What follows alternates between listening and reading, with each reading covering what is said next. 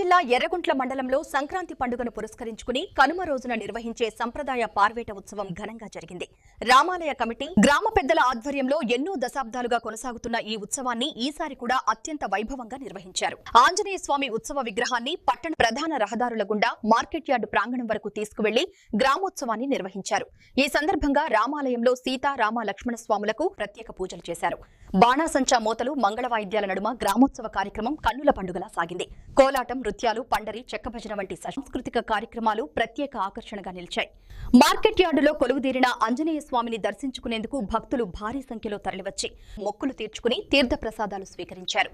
అనంతరం పార్వేట ఉత్సవంలో భాగంగా జంట కుందేళ్లను వదిలి పట్టుకునే సంప్రదాయ కార్యక్రమాన్ని నిర్వహించారు.